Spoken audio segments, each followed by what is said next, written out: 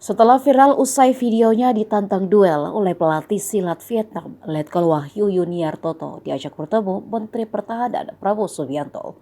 Letkol Wahyu menghadap Menhan Prabowo bersama Danjen Kopassus Majen TNI Dedi Suryadi. Dalam pertemuan itu Prabowo sampai menanyakan jabatan Letkol Wahyu. Dan dijawab Letkol Wahyu jika saat ini dirinya masih menjabat sebagai asisten Kopassus. Dan Jen Kopassus kemudian membahas soal video viralnya saat SEA Games kemarin. Majen Dedi lalu menceritakan jika Letkol Wahyu sempat membuat timnas puncak silat Indonesia viral saat dicurangi oleh tim Vietnam. Mendengar itu Prabowo hanya tersenyum sedangkan Letkol Wahyu tertawa.